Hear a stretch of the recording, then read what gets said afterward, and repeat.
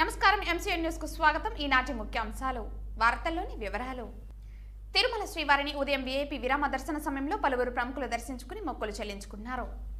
ఏర్పేడు మండలం పాపానాయుడుపేటలోని వైఎస్ఆర్ పార్టీకి చెందిన ఓ నాయకుడు బంగారు దుకాణంలో దొంగలు చొరబడ్డారు. AP CM land title act చట్టాన్ని రద్దు చేయకపోతే ప్రజల పక్షాన ఉద్యమానికి నాంది పలుకుతామని, అవసరమైతే హైకోర్టును ఆశ్రయిస్తామని రాయలసీమ పోరాట సమితి కన్వీనర్ నవీన్ కుమార్ రెడ్డి హెచ్చరించారు.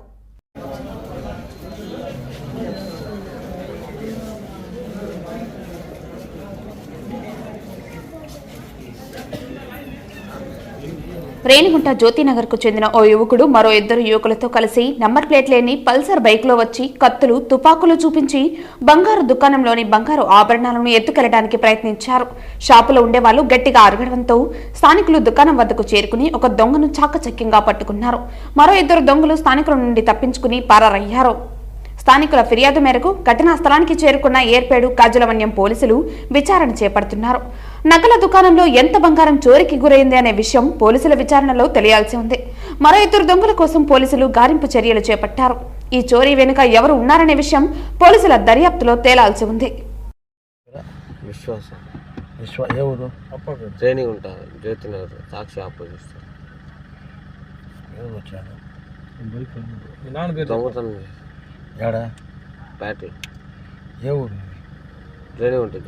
ఎవరు వచ్చారు?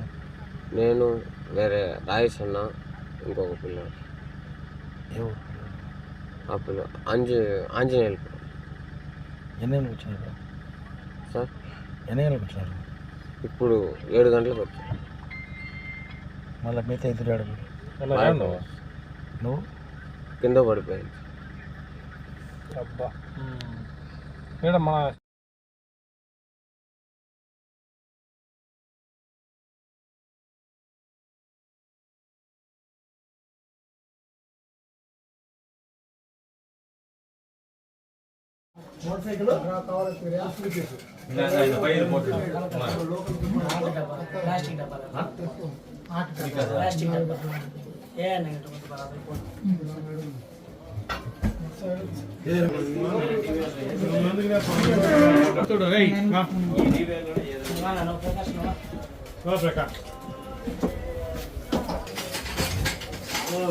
కన్నాడి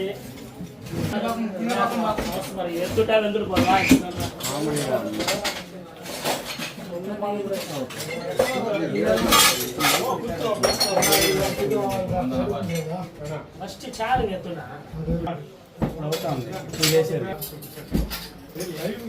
సైకిల్ విసిరేస్తాడు.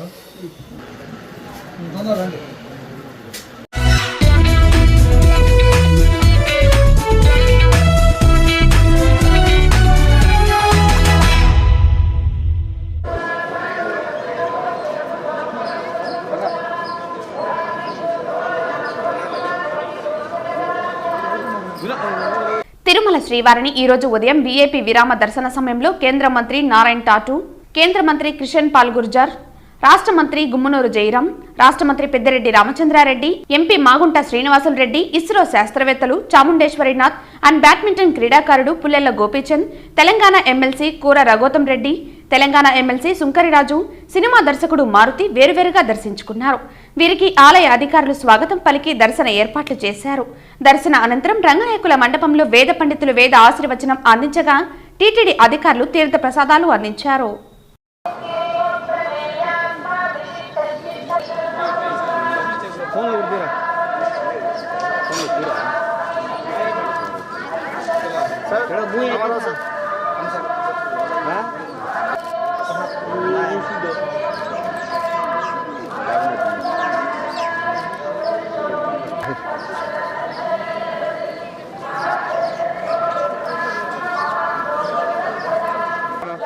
మన టీం ఎక్కడ ఉన్నారు మేడం? అంతా తీసుకోండి.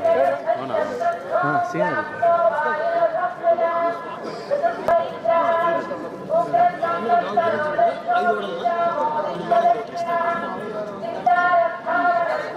మేడం సపరేట్గా వచ్చేసినారు అంతా.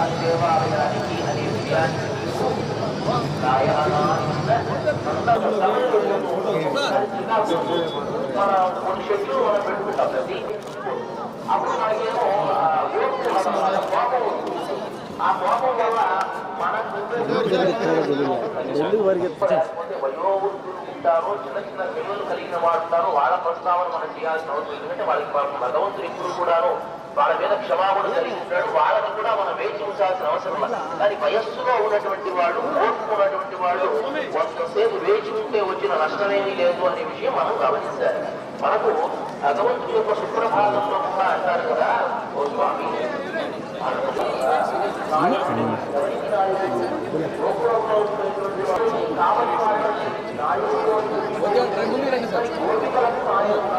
నచ్చుకుంటే వచ్చాను సార్ విజయ్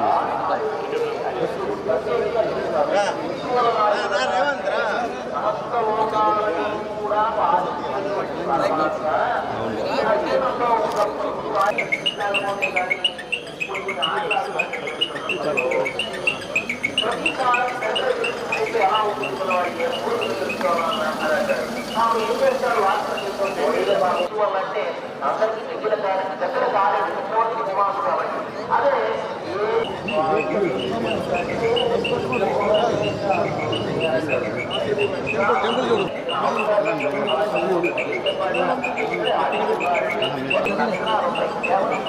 అదే పంపించు నాకు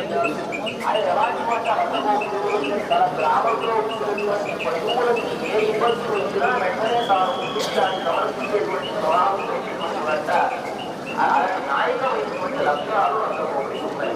రామాయణంలో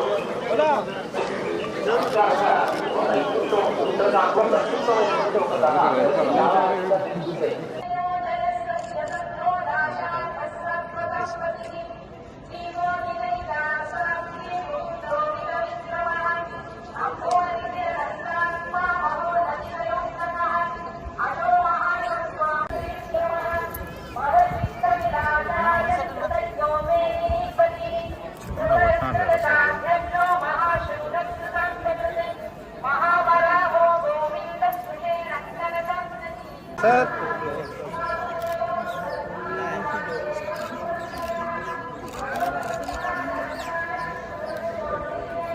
ओके ओके ओके सारे आएगा सारा आएगा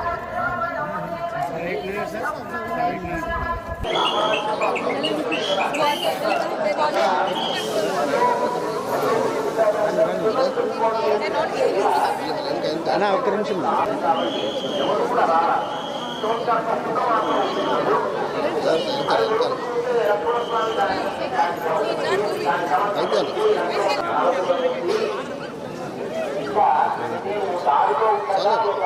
అక్కడ వరకు వాడికి శిక్ష విధించాలి.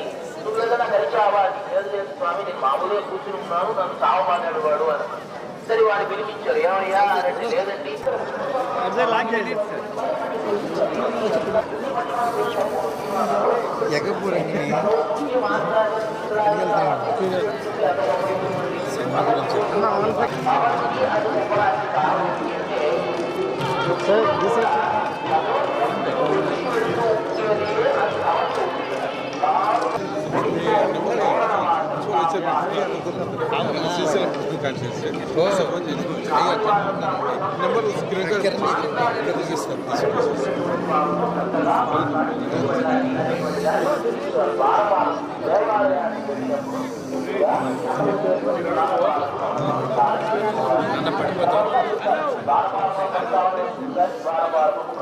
నమస్కారం చేసుకోవాలి.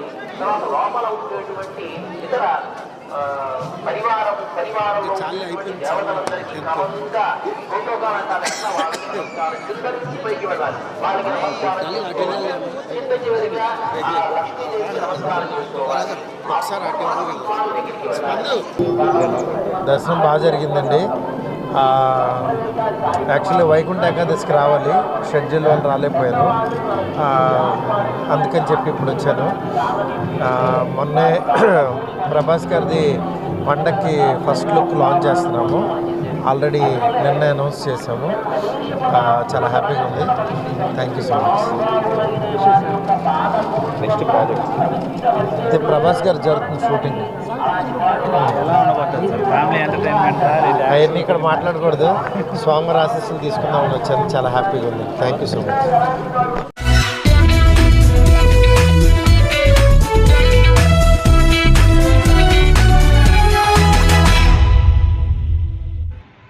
ఆంధ్రప్రదేశ్లో జగన్మోహన్ రెడ్డి ప్రభుత్వము ఏపీ ల్యాండ్ టైటిల్ యాక్ట్ 2022 అనే ఒక చట్టాన్ని తీసుకొచ్చిందండి.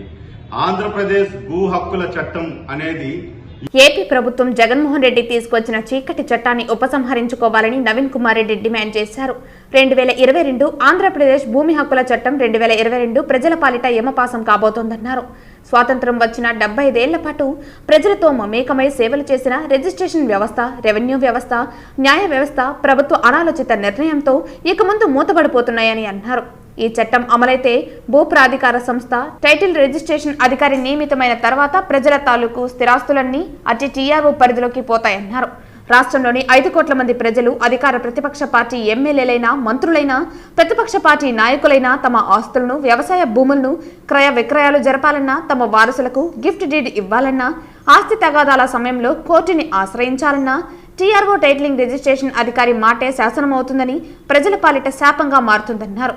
అప్పు కోసం తాకట్టు పెట్టిన బాకీ రాబట్టుకోవటానికి కోర్టు నుంచి తనఖా డిగ్రీ పొందితే దాన్ని టీఆర్ఓ దగ్గర తప్పనిసరిగా నమోదు చేయించుకోవాలని, సదరు డిగ్రీని అమలు పరచమని, కోర్టుకు వెళ్లాలంటే టీఆర్ఓ నిరభ్యంతర పత్రం ఇవ్వాలని, మీరు స్థిరాస్తి కొనుక్కుంటే రిజిస్ట్రేషన్ చేయించుకున్న తర్వాత దాన్ని టీఆర్ఓ దగ్గర తిరిగి నమోదు చేయించుకోవాలని, ప్రజల ఆస్తికి సంబంధించి టీఆర్ఓ చేసినదే తుది నిర్ణయమని అత్యంత ప్రమాదకరమన్నారు.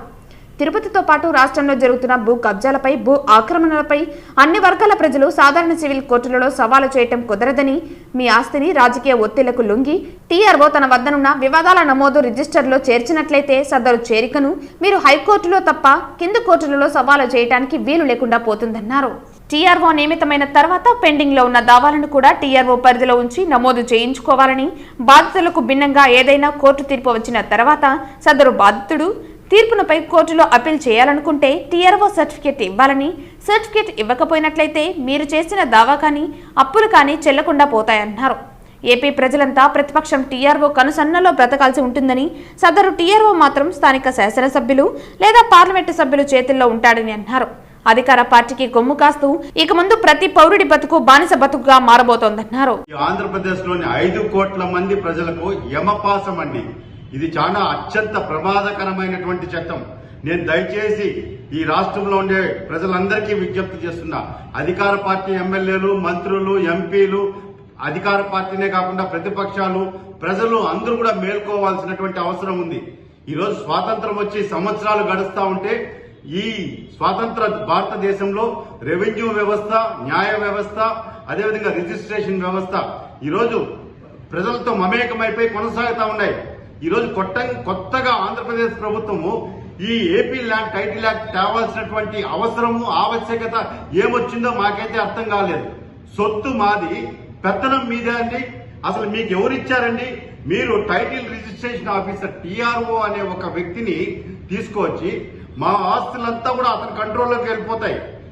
రేపు మా బిడ్డలకి మేము పౌర పట్టా ఇవ్వాలన్నా, గిఫ్ట్ డీడ్ ఇవ్వాలన్నా వీళ్ళ అనుమతులు తీసుకోవాలి. ఈ టీఆర్ఓ అనుమతులు తీసుకోవాలి. ఈ టీఆర్ఓ ఎవరి కంట్రోల్లో ఉంటాడో, ఎవరైతే అధికారంలో ఉంటుందో ప్రభుత్వం, ఆ ఎమ్మెల్యే, ఎంపీ కంట్రోల్లో ఉంటారు. వాళ్ళు చెప్పినట్లు ప్రజల్ని ఇబ్బంది పెడతారు. ఇప్పుడు మనం చూస్తున్నాం, తిరుపతే కాదు రాష్ట్ర వ్యాప్తంగా యథేచ్ఛగా భూ కబ్జాలు జరుగుతున్నాయి. ఆక్రమించుకునేస్తున్నారు స్థలాల్ని దౌర్జన్యంగా. అలాంటప్పుడు కోర్టుకు పోయే అవకాశం లేకుండా చేస్తుంది ఈ చట్టం.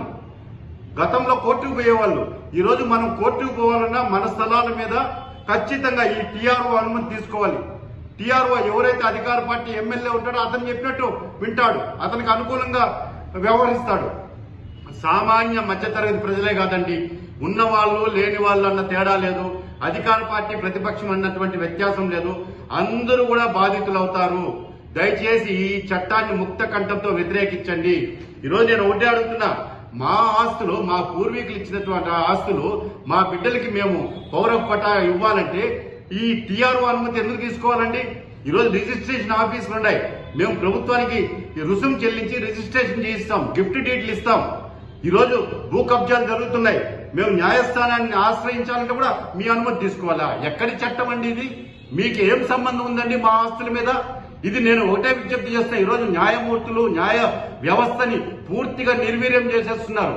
రిజిస్ట్రేషన్ వ్యవస్థని కానీ రెవెన్యూ వ్యవస్థ అనేది లేకుండా చేసేసి పూర్తిగా ఈరోజు ఎవరైతే ప్రభుత్వంలో ఉంటారో వాళ్ళ చేతుల్లో గుప్పిట్లోకి ప్రజల ఆస్తులు వెళ్ళిపోయే ప్రమాదం ఉంది. వాళ్ళు చెప్పినట్లంతా కూడా ఈ టైటిల్ రిజిస్ట్రేషన్ ఆఫీసర్లు వ్యవహరిస్తే పూర్తిగా అందరికీ అన్యాయం జరుగుతుంది. దయచేసి ఈ చట్టాన్ని వ్యతిరేకిస్తాం. ఈరోజు కోర్టు కూడా హైకోర్టు మెట్లెక్కారు. అవసరమైతే నేను ఒక స్థానికుడిగా తిరుపతి వాసిగా ప్రజల పక్షాన హైకోర్టులో కేసు వేస్తాను. ఈ జరుగుతున్నటువంటి కేసులో ఇంప్లీడ్ అవుతాను. ఈ ఏదైతే ఏపీ ల్యాండ్ టైటిల్ యాక్ట్ చట్టానికి వ్యతిరేకంగా ప్రజల్ని న్యాయ వ్యవస్థని రెవెన్యూ వ్యవస్థని అదేవిధంగా రిజిస్ట్రేషన్ వ్యవస్థలో ఉన్నటువంటి అన్ని విభాగాలని కలుపుకొని ప్రజలతో మమేకమై ఉద్యమానికి నాంది పలుకుతామని చెప్పని రాష్ట్ర ప్రభుత్వానికి కనువిప్పు కలిగేలా ఈ చట్టాన్ని వ్యతిరేకించేలా ప్రజలంతా కూడా పోరాటం చేస్తామని దయచేసి ముఖ్యమంత్రి గారు ఈ భూసేకరణ భూ act AP land title act చట్టాన్ని రద్దు చేయండి. ప్రజల ఆస్తులకు వారసులు వాళ్ళ కుటుంబ సభ్యులు ఉండాలి తప్ప ఈరోజు మీరు నియమించే అధికారులు ఉండే ఆస్కారమే లేదు. ఈరోజు రెవెన్యూ వ్యవస్థలో కొంతమంది అవినీతి అధికారులు ఇష్టానుసారంగా ప్రభుత్వ భూములే దారాదత్తం చేస్తున్నారు. అత్త సొత్తు అల్లుడు దానం చేసినట్టు. మరి రేపు మా పూర్వీకులు ప్రజలకు ఇచ్చినటువంటి ఆస్తులకి ఎవరు బాధ్యత వహిస్తారండి? ఎవడంటే వాడు దర్జాగా కబ్జా చేసేస్తే మీ చేతుల్లో ఉండే అధికారులు వాళ్ళకి టైటిల్ ట్రాన్స్ఫర్స్ మార్చేస్తే ఎవరికి చెప్పుకోవాలండి? కోర్టుకు వెళ్లేదానికి లేదు. కోర్టులో వ్యతిరేకంగా తీర్పు వస్తే హైకోర్టుకు వెళ్లాలన్నా కూడా ఈ టైటిల్ రిజిస్ట్రేషన్ ఆఫీసర్ అధికారి అనుమతి తీసుకోవాలా? ఇది ఎక్కడి న్యాయం అండి? మా సొత్తు మీద మీ పెత్తనం ఏందండి? దయచేసి దీన్ని రద్దు చేయాలని చెప్పని ప్రజల పక్షాన నేను డిమాండ్ చేస్తున్నానండి.